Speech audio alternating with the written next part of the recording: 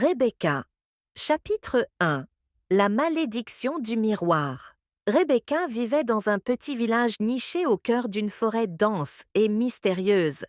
Depuis son enfance, elle avait toujours été fascinée par les histoires que racontaient les anciens du village, surtout celles concernant une sorcière qui habitait dans une tour isolée, au sommet de la montagne.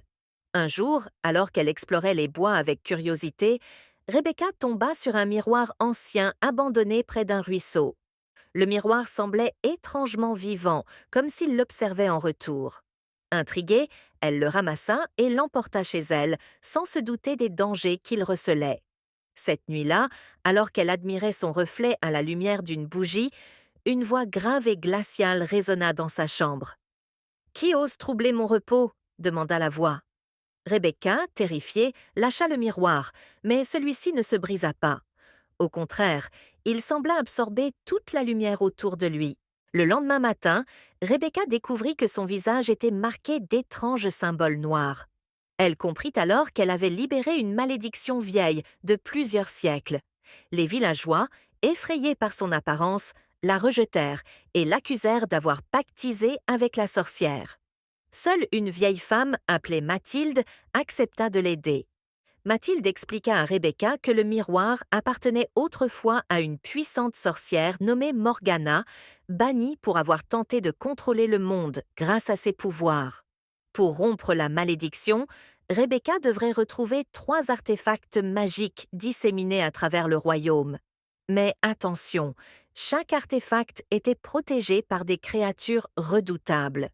Déterminée à sauver sa peau et à regagner la confiance des siens, Rebecca partit en quête du premier artefact.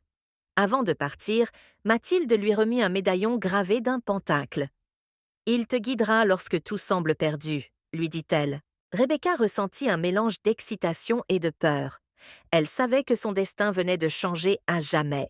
Sa première étape la conduisit dans une grotte sombre, où elle rencontra un gardien colossal, mi-homme, mi-bête, armé d'une hache gigantesque.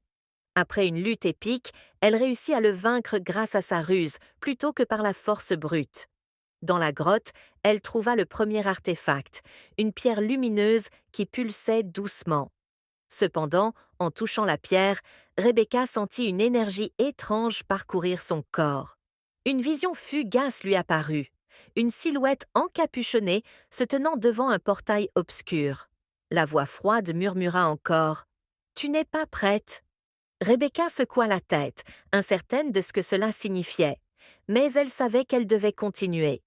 De retour au village, elle cacha la pierre sous son lit, espérant que personne ne découvrirait son secret. Cependant, certains regards inquisiteurs la suivaient désormais. Était-elle vraiment seule dans cette aventure? Ou bien quelqu'un d'autre connaissait-il-la après avoir récupéré le premier artefact? Rebecca décida de partir immédiatement à la recherche du deuxième. Selon les indications de Mathilde, il se trouvait au cœur de la forêt enchantée, un endroit où les arbres chuchotaient et où les chemins changeaient constamment. Rebecca emporta le médaillon avec elle, sentant qu'il serait crucial pour résoudre les énigmes à venir. Dès son entrée dans la forêt, Rebecca remarqua que quelque chose clochait. Les oiseaux ne chantaient plus et une brume épaisse enveloppait chaque arbre. Soudain, une voix féminine s'éleva autour d'elle. « Qui ose troubler notre sanctuaire ?» Rebecca répondit calmement « Je cherche l'artefact qui me permettra de briser une malédiction. » La voix resta silencieuse un moment avant de dire « Prouve ta valeur ». Des racines surgirent du sol, formant un labyrinthe complexe. Rebecca réalisa qu'elle devait non seulement trouver la sortie, mais aussi répondre correctement à une série d'énigmes posées par les esprits de la forêt. Chaque erreur entraînerait des conséquences terribles. À chaque intersection, elle sentait la pression monter. Lors d'une énigme particulièrement difficile, le médaillon de Mathilde commença à briller.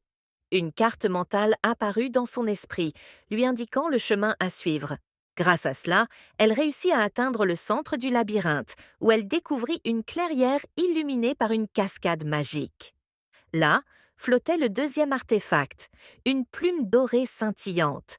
Mais lorsqu'elle tendit la main pour la saisir, une créature ailée surgit des cieux. C'était un phénix en colère, dont les yeux brillaient d'une lueur menaçante. Rebecca comprit qu'elle devait apaiser l'animal pour obtenir la plume. Elle utilisa sa voix douce et chantonna une mélodie apaisante, rappelant celle que sa mère lui fredonnait enfant. Le phénix finit par se calmer et déposa la plume dans sa main. Rebecca sentit une vague de chaleur l'envahir, comme si elle recevait une bénédiction. Mais juste après, elle entendit un grondement sourd provenant des profondeurs de la forêt. Quelque chose ou quelqu'un la suivait. Elle reprit rapidement la route vers le village, mais les arbres semblaient se refermer derrière elle, rendant son retour plus difficile que prévu. Alors qu'elle courait, elle aperçut une ombre familière dans les buissons. Était-ce un allié ou un ennemi? Elle n'eut pas le temps de vérifier, car une branche la fit trébucher. Au moment où elle pensait être piégée, le médaillon projeta une lumière aveuglante, repoussant les ténèbres. Rebecca se releva, haletante, et continua sa course. Elle arriva enfin à la lisière de la forêt, mais elle savait que son voyage ne faisait que commencer. Et cette ombre, qui était-elle vraiment?